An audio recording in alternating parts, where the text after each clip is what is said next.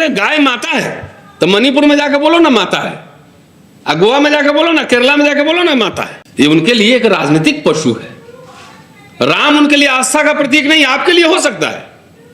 या मर्यादा पुरुषोत्तम राम, हनुमान जी को भी खूंखार बना दिया आजकल, कार में ऐसे चिपकाया रहता है, ऐसे खूंखार ऐसे करते हुए, बच्चा डर जाता है। राम जी को भी रणोदत्त राम तीर का पता नहीं, पहले बेनोवलेंट राम होते थे, परोपकारी राम का चित्र बनाया जाता था। तो राम भी इनके लिए ना धन कमाने के और राजनीति करने के उपकरण, औजार भर हैं। जो आदमी राम का पैसा, लोग कहते हैं, गांव में कहते थे कि भाई भगवान पर चढ़ा हुआ मत उठाना, पाप लगता है, और यही सब जाके जो है वही चोरी करता है। एक बाबा, पता नहीं कौन है, अंधा बाबा है, कहता है करंट नहीं लगता है जनेऊ पहनने। और एक बाबा है जिसको देखो जब निकलता है बोलता है कि इसका गुर्दा निकाल लेंगे, इसका कलेजी निकाल लेंगे। कौन है? परमहंस। ये पप्पू यादव को जो मार के नहीं आया, क्या करेंगे वो करें। मेरा भी गुर्दा निकलवा रहा था, नहीं मैंने कल लिखा था कि थोड़ा टेस्टिंग इसी बाबा पे होना चाहिए, करंट लगता है कि नहीं लगता। वो गुर्दा कलेजी निकालते रहता है। कोई कहता है संविधान बदल देंगे, कोई मनुस्मृति लागू करो, लेकिन सरकार किसी पे एफआईआर नहीं कर रही। आप सोचिए, इसलिए आप लोगों में से कोई भी अगर आरएसएस बीजेपी को वोट देते हैं किसी भी फॉर्म में, तो इसके लिए जिम्मेदार आप ही, रोइए मत। मैं तो खुलेआम ताल ठोक के बोलता हूं, ये सब के पीछे आरएसएस है।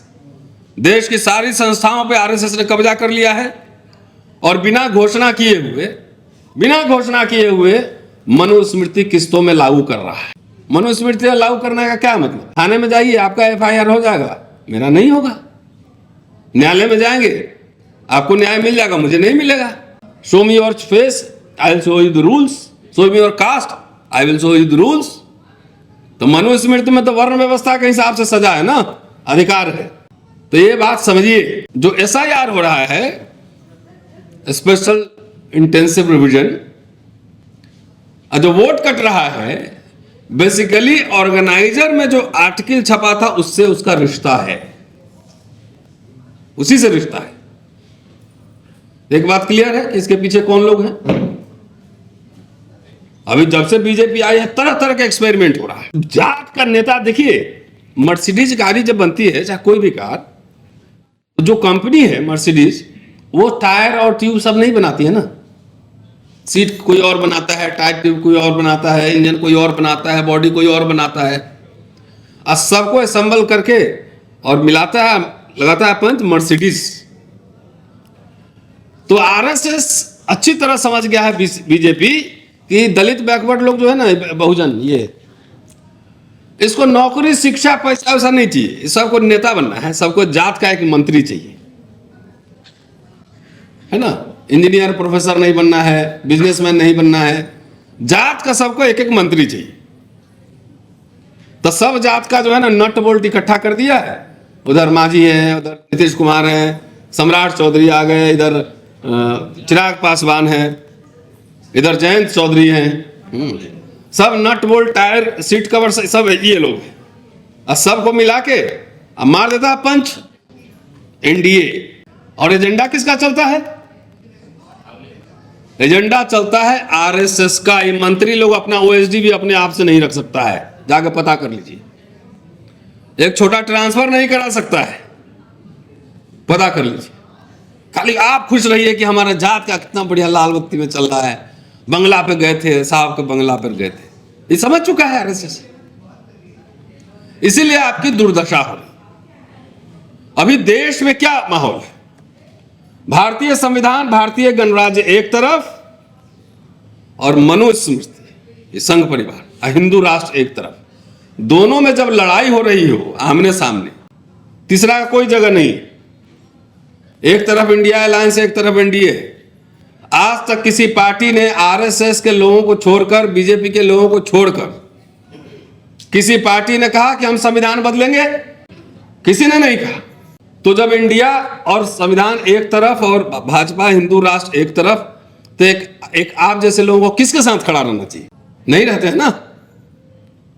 सब जात, कोई पटेल उधर एनडीए में है तो कोई उधर है, जात के हिसाब से वोट देते हैं आप। इसीलिए ये हालत है।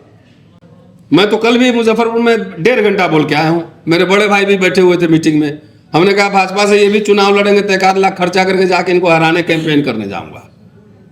ये बार बार इस प्रोग्राम में हम कहते हैं, लेकिन तब भी हमारे लोग जगते नहीं है। कितना बढ़िया यहाँ रेखा गुप्ता को वोट दिए थे कूद कूद के, बुलडोजर कहाँ चला?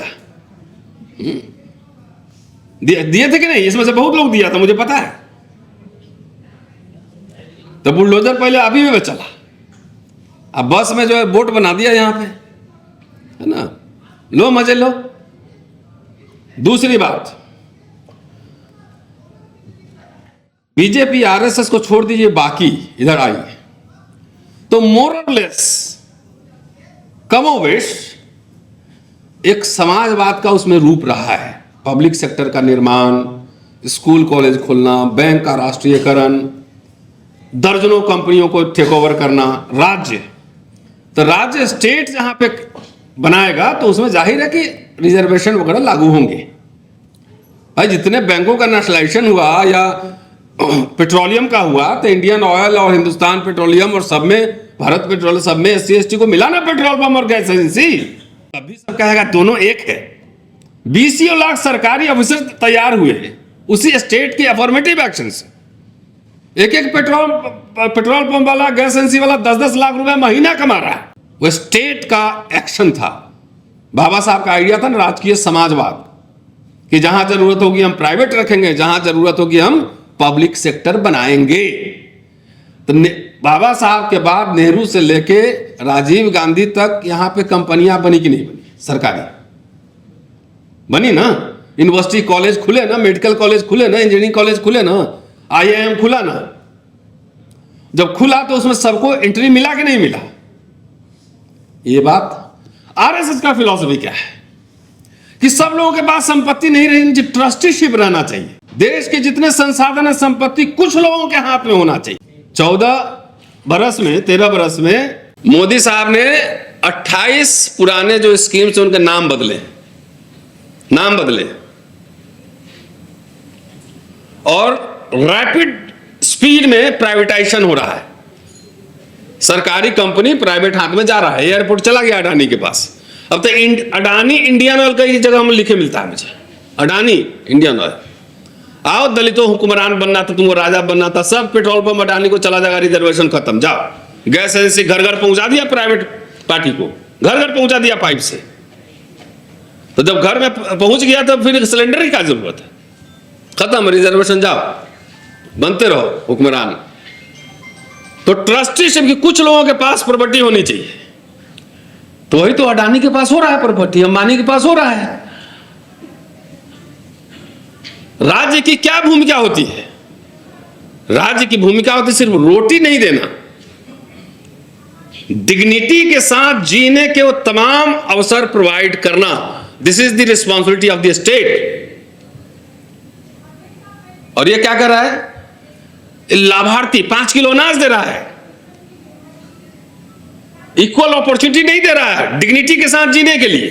5 किलो अनाज आपको दे रहा है। तो इसलिए मैंने कहा ना कि दोनों के रिश्ता है और दोनों को समझना है, तो आरएसएस को समझना पड़ेगा। पीएम केयर फंड, आम लोगों के पैसे गए, कॉर्पोरेट के पैसे गए, सब गए।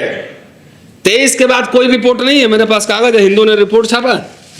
ये प्राइम मिनिस्टर चेयरमैन है, home minister, finance minister, defence minister, तीनों इसके ट्रस्टी है। हजारों करोड़ रुपए इसमें है, लेकिन ऑडिट रिपोर्ट वेबसाइट पे जाके चेक कर लीजिए, नहीं है। कहता है प्राइवेट ट्रस्ट है। अरे सरकारी पैसे से चल रहा है। ये नरेंद्र मोदी के नाम से ट्रस्ट नहीं है, प्राइम मिनिस्टर के नाम से ट्रस्ट है।